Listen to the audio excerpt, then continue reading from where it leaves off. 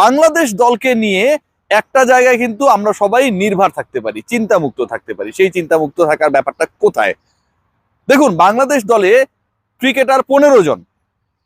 এই 15 জনকে নিয়ে যখন একটা স্কোয়াড গঠিত হয় তখন আমাদের মধ্যে একটা বিশাল টেনশন কাজ করে, 11-এ কোন 11 জন থাকবে, তাই তো?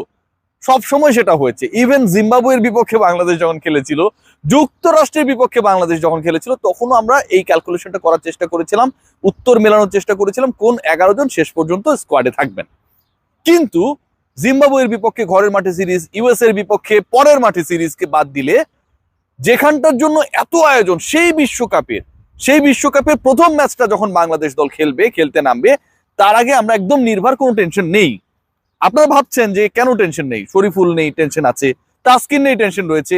শান্তর হাতে ব্যথা লেগেছিল, রিয়াদের কিছুটা নিগলস রয়েছে, সো টেনশনের তো জায়গা রয়েছে। এই যে টেনশনের জায়গাগুলোই অনেকটা 11 কেন্দ্রিক ইস্যুতে টেনশন ফ্রি করে রেখেছে।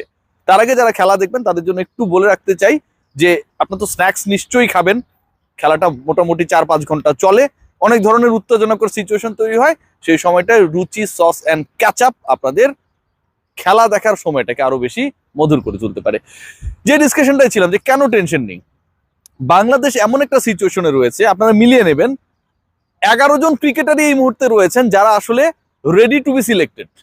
15 জনের দলে 11 জন ক্রিকেটার রয়েছেন যারা রেডি টু বি সিলেক্টেড। আমি কেন বলছি আপনাদেরকে ব্যাখ্যা করলে বুঝবেন বাংলাদেশ দল আসলে কতটা বাজে অবস্থায় রয়েছে।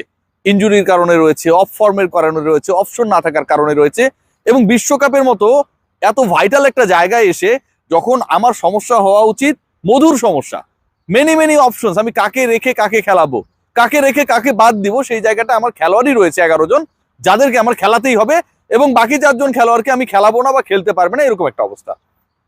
ওপেনার রয়েছেন 3 জন, সৌম্য সরকার, দ্য গ্রেট লিটন কুমার দাস এবং তানজিদ হাসান তামিম। হাতুরা সিং তামিমকে বাদ দিল কোনো না কোনো ভাবে, উপরওয়ালা একজন তামিমকে রেখে দিয়েছেন এবং তিনি আবার ফর্মেও রয়েছেন। 3 জন চলে গেল। এরপরে Najmul Hossain Shanto, captain, leading from the front, এবং তিনি অফ ফর্মের ওই জায়গাটাকে লিড করছেন। শান্তর পরে যদি আমরা ধরি তাওহিদ হৃদয়, সাকিব আল হাসান, মাহমুদুল্লাহ রিয়াদ, জাকের আলী, অনিক, মানে 8 জন ক্রিকেটার আমার হয়ে গেছে। বাকি থাকে 7, রিশাদ, শেখ মাহাদি 10, বাকি থাকে আরো 5টা স্পট। এবং এই 5টা যে স্পট রয়েছে সেই 5টা স্পটের একটা হচ্ছে তানভীর ইসলাম, বাংলাদেশ দলের 4র্থ স্পিনার, 11টা ডান। বাকি থাকে 4টার মধ্যে 2 জন ক্রিকেটার যারা আসলে খেলবেন না মোটামুটি নিশ্চিত, এবং খেলা উচিতও হবে না। প্রথম জন যার 6টা সেলাই পড়েছে, তারপরে হচ্ছে ক্রিকেট বোর্ডের চিকিৎসক বলেছেন যে আসলে মানে অনেকটা এইভাবে এসেছে কথাটা যে এখানকার ট্রিটমেন্ট বা চিকিৎসা ব্যবস্থা অনেকটাই বেটার, এখন আমরা দেখবো যে স্টিচ কাটার পর কি অবস্থা হয়। ভাই 6টা সেলাই পড়ার পর একজন ক্রিকেটার 5 দিন পরে ম্যাচ খেলতে নেমে যাবে এবং তিনি আপনার টিমের বেস্ট বোলার, এই ধরনের আসলে আমরা কেন এই সিচুয়েশনগুলো ক্রিয়েট করি? স্ট্রেট কাট বললেই কিন্তু হয়, তাই না? শরীফুল ইসলাম, তাসকিন আহমেদ, বাকি থাকে আর 2টা স্পট, মুস্তাফিজুর রহমান এবং তানজিম সাকিব। এখন দেখুন 11 জন, আমি কেন বলছি যে আসলে 11 জনই ক্রিকেটার রয়েছে সিলেক্টেড হওয়ার জন্য। শ্রীলঙ্কার বিপক্ষে কোন 11 জন নামবে এটা শ্রীলঙ্কান ক্রিকেট ম্যানেজমেন্ট বা তারাও জেনে গেছে। 4 জন যারা বাদ পড়বেন সেই 4 জনের 2 জন হচ্ছেন আমার 2 জন প্রিমিয়াম পেসার, তাসকিন এবং শরীফুল নতুন করে ইনজুরি আক্রান্ত হয়েছেন। তাসকিন ইনজুরিতে পড়েছিলেন, সেখান থেকে কামব্যাক করার যে ফাইটিং সেটা চলছে। তিনি মোটামুটি রান আপ নিয়ে বল করার চেষ্টা করছেন, নেটে প্র্যাকটিস করেছেন। এর আগে ডালাসে তিনি যেই সিচুয়েশনে ছিলেন, নিউ ইয়র্কে তার থেকে বেটার হয়েছে। কিন্তু তাসকিন আহমেদ প্রথম ম্যাচ খেলার জন্য এভেলেবেল কিনা বাংলাদেশ ক্রিকেট বোর্ডে কেউ সেই গ্যারান্টি দিতে পারেনি, পারবেও না, এবং তাকে খেলানো হবে না। সো 2 জন তো এখান থেকেই বাদ। তানভীর ইসলামকে লাস্ট যে বাংলাদেশ প্রস্তুতি ম্যাচটা খেলেছে, যেখানটায় লিটন কুমার দাস অসাধারণ ব্যাট করেছেন 75 স্ট্রাইক রেটে সাকিব আল হাসানকে ফলো করে, এবং যেখানটায় captain he again leads from the front 0 করেছেন 5 বল খেলে, সৌম্য সরকারও 0 করেছেন, সেই পার্টিকুলার ম্যাচে ভারতের বিপক্ষে তানভীর ইসলামকে বোলিং করানো হয়েছে 8ম বোলার হিসেবে, একদম সর্বশেষ বোলার হিসেবে। মানে এরকম ম্যাচগুলোতে আপনি চাইলে 13 জন 14 জনকেও খেলায় দিতে পারেন বিভিন্ন রোলে। সো ওই যে খেলাইতে হবে দেখেই খেলানো, এবং তাকে বললাম তো র্যাঙ্কিং যদি আপনি করেন তার অবস্থানটা বা তিনি পছন্দের তালিকায় রয়েছেন মাহমুদুল্লাহ রিয়াদেরও পরে, সৌম্য সরকারেরও পরে। 8ম বোলার হিসেবে তিনি বল করেছেন, 2 ওভার বল করেছেন, দিয়েছেন 29 রান, মানে ওখান থেকেও তিনি বাদ। প্রথমত 8ম বোলার হিসেবে তিনি বল করেছেন, কোচ ক্যাপ্টেন আসলে তাকে সেভাবে ট্রিট করে। দ্বিতীয়ত ওই 8ম বোলার হিসেবে যখন তিনি এসেছেন বল করতে তখনও তিনি মার খেয়েছেন। সো তানভীর বাদ, 3 জন বাদ পড়ে গেল।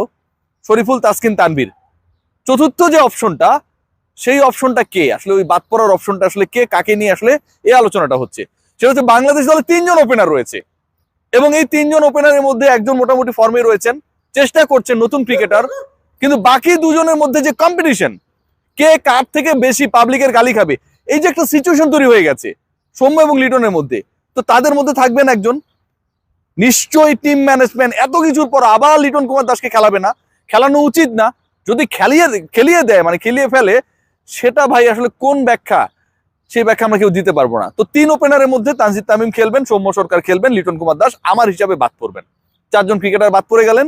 15 জনের থেকে 2জন ইনজুরির কারণে, তাসকিন, শরীফুল এবং তানভীরকে খেলানো হবে না এমনিতেই। বাঁহাতি অপশন আমার রয়েছে সাকিব আল হাসান, এবং তানভীর খুব একটা ইফেক্টিভ না, এটাও প্রমাণিত হয়ে গেছে। রিশাদ এবং শেখ মেহেদীকে নিয়ে কোনো ডাউট নেই। আগের ম্যাচে রিশাদ 2 ওভারে 19 রান দিয়েছেন, শেখ মেহেদী 4 ওভারে 22 রান দিয়েছেন, ভালো বল করেছেন। সো আমি তো আসলে 3জন স্পিনার আমার এমনি রয়েছে, রিশাদ, শেখ মেহেদীর সাথে সাকিব আল হাসান, সেখানটায় তানভীরের যোগ হওয়ার কোনো সুযোগ নেই। এবং অপর যে অপশনটা, যে গুরুত্বপূর্ণ অপশনটা নিয়ে আমি আসলে বলছিলাম, যে ওপেনিং এর এবং স্পিন ডিপার্টমেন্টের সাথে 2জন পেস বোলারের 2জনই বাদ পড়বেন, তাহলে থাকে 11 জন ক্রিকেটার। সো এই হচ্ছে বাংলাদেশের 11 আমরা মোটামুটি বলতে পারি। অনেক ক্ষেত্রে আমরা দেখি বড় বড় দলগুলো প্রেস কনফারেন্সে একদিন আগে, ইংল্যান্ড অস্ট্রেলিয়ার ক্ষেত্রে এটা খুব হরহামেশা হয়, যে আসলে আপনার মানে শুরুতেই প্রশ্নটা করে তাদের হয়ে, যে যারা কাভারটা করে, যে অ্যাকচুয়ালি তোমার কোন দলটা খেলবে কালকে 11-এ কারা কারা আছে, তারা বলে দেয় যে আমার এই এই ক্রিকেটার রয়েছে। নাজমুল হাসান শান্ত ব্যাটিং ওয়াইজ পারফর্ম করতে পারুক আর না পারুক, নেক্সট প্রেস কনফারেন্সে তিনি কিন্তু ওই ইংলিশদের কিংবা অজিদের সেই ভাবটা নিতে পারবে, যে আমার এই 11 জন ক্রিকেটার আমরা খেলছি। তো এখন তিনি সেই ভাব নিবেন কি নিবেন না আমরা জানি না। যে ব্যাপারটা বলতে পারি, অবস্থাটা খুব খারাপ। শ্রীলঙ্কার বিপক্ষে ম্যাচটা বাংলাদেশের টোন সেট করে দিবে পুরো, মানে দলটার গতিবিধি, বাংলাদেশ দলের আসলে ফিউচারটা কোন দিকে যাবে এই ওয়ার্ল্ড কাপে, সেটা সেট হয়ে যাবে।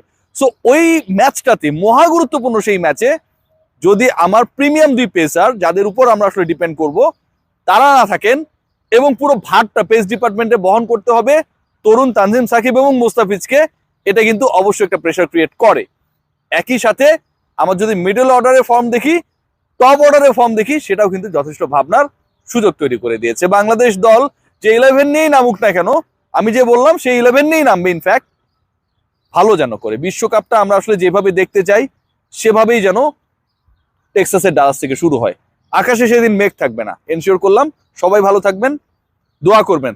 ক্রিকেটাররা দোয়া চায়, আপনারা দোয়া করবেন, রব্বুল আলমিনের কাছে দোয়া করবেন, সেই দোয়া নিশ্চয়ই কবুল হবে।